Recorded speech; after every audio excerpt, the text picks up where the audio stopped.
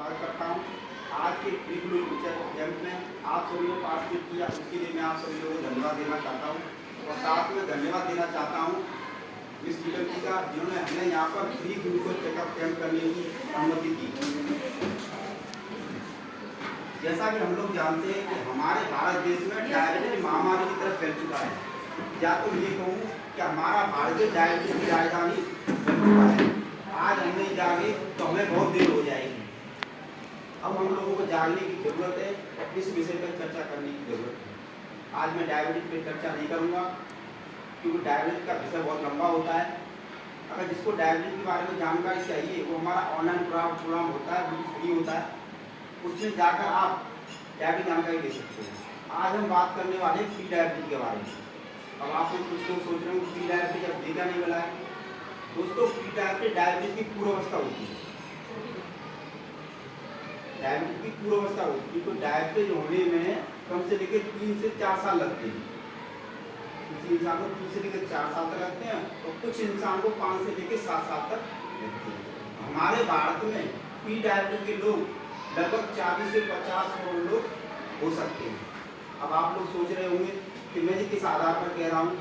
जैसा हम लोग जानते हैं कि अमेरिका एक विकसित देश है, वहाँ पर सभी का मेडिकल इंश्योरेंस होता है और सभी का मेडिकल चेकअप भी होता है।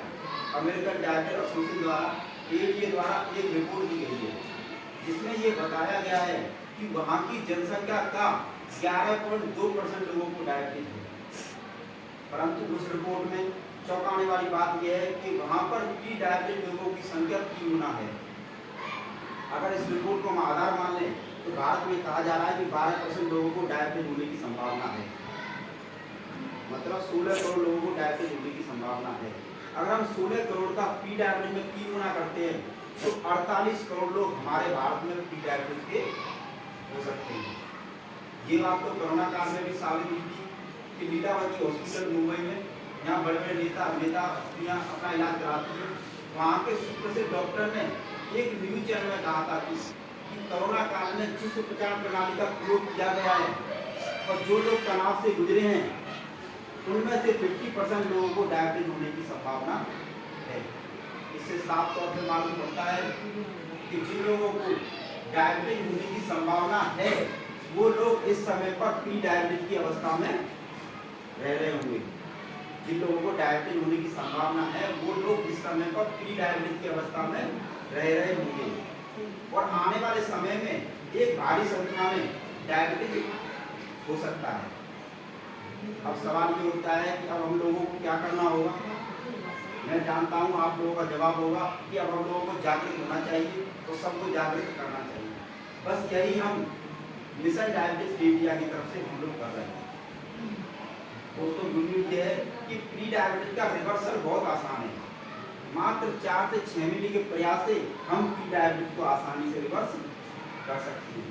परंतु भारत के लोगों को इसके बारे में जानकारी नहीं है और जानकारी न होने के कारण भारत में तेजी से फैलता चला जा रहा है।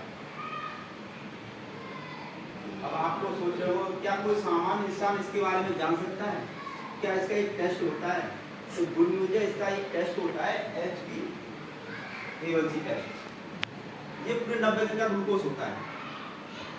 90 दिन में हाँ, 90 दिन ग्लूकोज लेवल दर्शाता है HbA1c वैल्यू होती है नॉर्मल। अगर 5.7 हो रिपोर्ट कराते हैं तो वो नॉर्मल होता है। अगर 5.7 से 6.4 के बीच में हो तो वो प्री डायबिटीज है। अगर 6.5 से ऊपर हो तो वो डायबिटीज होगा। डायबिटीज है, ठीक है ना। अब दोस्तों, जैसे मैंने आपको पहले बताया था कि डायबिटीज अचानक नहीं होता है, डायबिटीज पहले प्री डायबिटीज होता है तो 3 से लेकर 4 साल तक, 5 से लेकर 7 साल तक। अगर इसी बीच में हम ये टेस्ट करवा लेते हैं तो हमें पता चल सकता है कि हम प्री डायबिटीज हैं और भविष्य में डायबिटीज हो सकते हैं। तो अब कितना सुगर सपना होगा कि सभी लोग ये टेस्ट करा लें और जिनको प्री डायबिटीज हैं अगर वो अपने आप को रिवर्स कर लें और अपना इलाज करवा लें, अपना रिवर्स कर लें तो हमारे भारत में डायबिटीज होगा ही नहीं, या मैं ये कहूँ न के बराबर होगा। क्या सभी लोग इसको टेस्ट करा सकते हैं?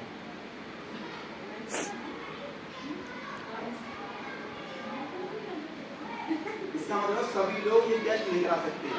तो आइए हम उन लोगों के बारे में बात करते हैं जिन लोगों को सभी नहीं करा सकते। नहीं कराना, बहुत से डरते हैं क्या कराएं, फिर भी मैं बता डर की वजह से या वैसे मतलब थोड़ा कॉस्ट वगैरह वाली बात नहीं 3 से लेकर 400 रुपये में होता है। लोगों को इस टेस्ट के बारे में जानकारी नहीं है ना, टेस्ट के बारे में जानकारी नहीं है ना। वो एक्चुअली क्या होता है, जैसे हमारा ये टेस्ट है, अब मैं बात करें किन लोगों को ये टेस्ट जरूर कराना चाहिए। किन्होंने कराना चाहिए? पहले है वो लोग जिनके घर में डायबिटीज है, दादा दादी, नाना नानी, मम्मी पापा, भाई बहन, चाचा, सास ससुर। बुआ, सास ससुर ब्लड रिलेशन लड़के। उसके बाद में हमारा अगर हमारे मामा या मौसी वो भी उनको भी टेस्ट कराना चाहिए। दूसरे घर और जो लोग हैं मोटापा, अगर जो लोग ओवरवेट है, क्योंकि ऊपर वाले ने हमें एक शरीर दिया है, भाई सब लोग नहीं बड़े पैदा हुए थे, ज्यादा तो बड़ा हुआ नहीं थे, 5-10-15 किलो का। तो अगर ऊपर वाला अपने शरीर को हम दुगना कर देते हैं, अगर अपने शरीर को हम दुगना कर लेते हैं तो हमारे हार्मोन उचित मात्रा में कार्य नहीं कर पाते हैं। तो उन लोगों को ये टेस्ट कराना चाहिए। अगले हैं वो लोग जिनका रहन सहन सही नहीं है, जो लेट तक जगते रहते हैं, सुबह लेट उठते हैं, व्यायाम नहीं करते हैं, बाकी बचा हुआ हमारे मोबाइल, व्हाट्सएप, फेसबुक किसी ना खत्म कर दिया। तो इन लोगों को जो टेस्ट कराना चाहिए। और जिनका खान पान सही नहीं है, खान पान की बात आती है तो क्या है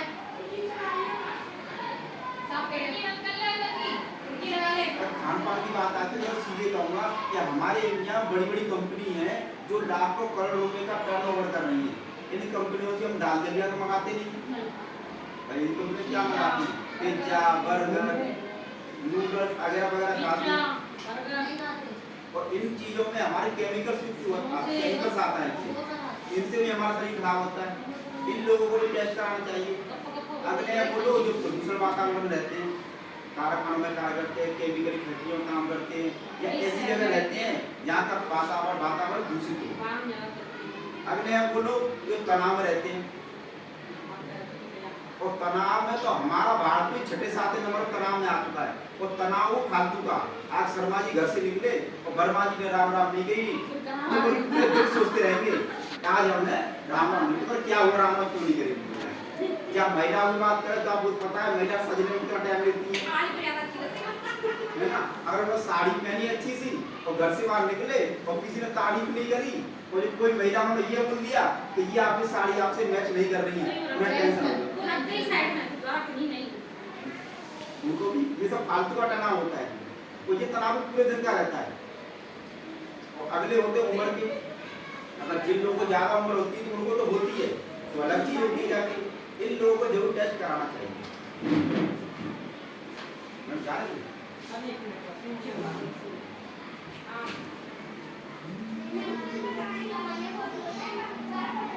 आइए हम जानते हैं डायबिटीज होती कैसे है। अब हम डायबिटीज के बारे में चर्चा करेंगे। डायबिटीज की चर्चा करेंगे 4 भागों में। पहले वाले में कहते हैं डायबिटीज डिसऑर्डर। डायबिटीज डिसऑर्डर सबसे पहले शरीर में ऑर्डर के बारे में समझेंगे, दूसरे भाग में डायबिटीज कैसे होती है, और तीसरे बारे में डायबिटिक कॉम्प्लिकेशन क्या होते हैं और इसको रिवर्स कैसे करना है। तो पहले समझते हैं हम डायबिटीज कैसे होती है।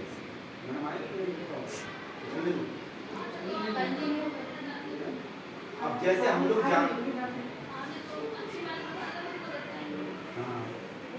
हमारा शरीर करोड़ों अरबों कोशिकाओं से मिलकर बना होता है, सेल से मिलकर बना होता है। हमारे सेल्स को ऊर्जा के लिए ग्लूकोज चाहिए होता है, हम लोग जानते हैं। अब ग्लूकोज कहाँ से आता है? ग्लूकोज आता है हमारे भोजन से, जो हम खाना खाते हैं। जितना साइंस पता कर पाया उसमें carbohydrate, protein, fat, vitamin, minerals मिलते हैं। जब कार्बोहाइड्रेट का विघटन होता है तो अंतिम रूप में बनता है ग्लूकोज, और ग्लूकोज बनने के बाद आ जाता है ब्लड के और पहुंच जाता है सेल्स के पास, क्योंकि ब्लड का कार्य होता है ट्रांसपोर्ट का कार्य। अब सवाल ये उठता है कि क्या ग्लूकोज सेल्स के अंदर प्रवेश कर सकता है? दोस्तों नहीं, उसको अंदर प्रवेश करने के लिए एक हार्मोन की जरूरत होती है, उसका नाम होता है इंसुलिन। अब इंसुलिन बनता कहाँ है? इंसुलिन हमारे पेट के अंदर एक ग्रंथि होती है पेनक्रियाज, वो ग्रंथि इंसुलिन का निर्माण करती है। इंसुलिन का निर्माण 2 तरीके से करती है, एक तो हमेशा धीरे धीरे करती रहती है, क्योंकि इंसुलिन का काम है ग्लूकोज को नियंत्रण करना। और दूसरा, जब हमारे ब्लड में ग्लूकोज की मात्रा ज्यादा होती है तब ग्लूकोज बीटा को संकेत देते हैं और ज्यादा इंसुलिन बनता है, और बनने के बाद इंसुलिन आता है ब्लड के अंदर और पहुंच जाता है सेल्स के पास। अब मैं सरल भाषा में कहूँ कि हमारे जितने भी सेल्स होते हैं इनके ऊपर रिसेप्टर लगा रहता है, एक तरह का ताला। उस ताले से इंसुलिन नाम की चाबी अटैच होती है और ग्लूकोज चैनल ओपन होता है और ग्लूकोज सेल्स के अंदर जाता है। हमारे सेल्स के अंदर एक पावर हाउस होता है, माइटोकॉन्ड्रिया होती है। उस माइटोकॉन्ड्रिया के अंदर ऑक्सीजन की उपस्थिति में जब ग्लूकोज जलता है तो हमारे शरीर को एनर्जी मिलती है, इससे हमारा शरीर चलता है। अब हम लोग समझ गए हमारा शरीर क्या चलता है, ये सबकी सामान्य प्रक्रिया होती है। अब डायबिटीज कैसे होता है? अगर सामान्य लोगों से पूछा जाए डायबिटीज कैसे होता है तो उनका सिर्फ एक ही जवाब आएगा, इंसुलिन की कमी के कारण।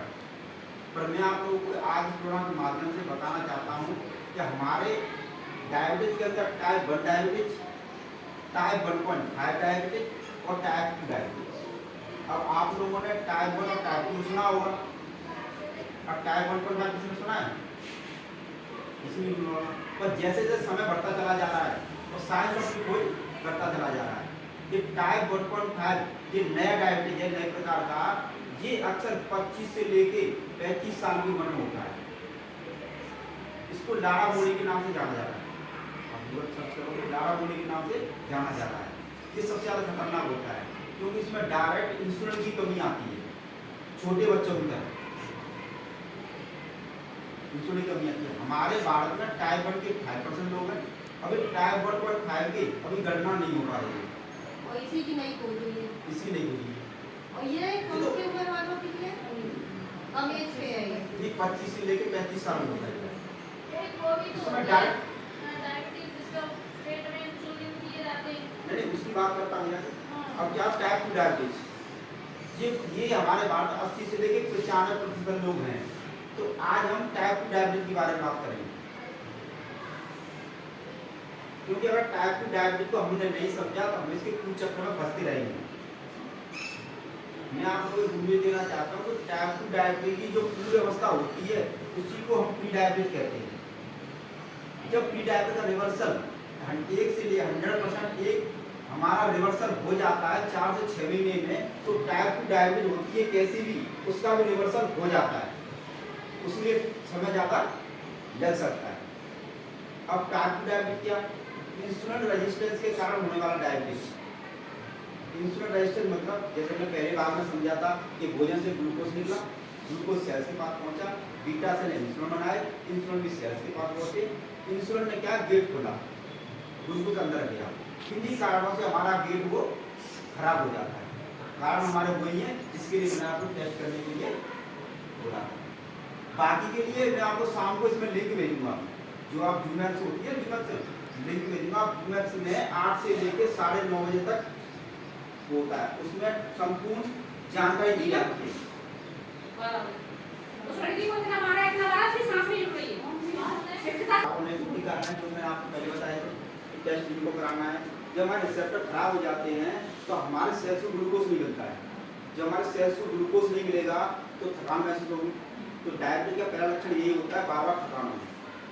जब बार बार थकान होती है तो उसके बाद में सेल्स क्या करते हैं, माइंड को संकेत देते हैं कि हमारे पास ग्लूकोज नहीं है, ग्लूकोज का इंतजाम किया जाए।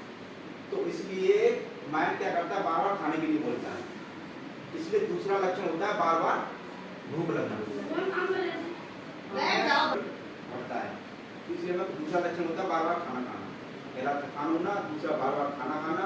जब बार बार खाना खाते हैं तो हमारे शरीर की स्वयं की प्रक्रिया होती है कि हमारे से जो चीज की मात्रा ज्यादा होती है वो कहीं ना कहीं से निकले, इसलिए बार बार यूरिन के लिए जाना पड़ता है, तो ग्लूकोज यूरिन के द्वारा बाहर निकलता है। जब बार बार हम यूरिन के लिए जाते हैं तो तीसरा लक्षण होता है बार बार यूरिन। जब बार बार यूरिन जाते हैं तो हमारे गुप्तांग, इसका चौथा लक्षण होता है बार बार इन्फेक्शन होना, बार बार यूरिन जाना। जब ये सारी प्रक्रिया होती है तो स्वतः ही हमारे शरीर से पानी की कमी होती है। जब बार बार यूरिन जाएगा पानी की कमी होगी, इसलिए इसका पांचवा लक्षण होता है बार बार प्यास लगना।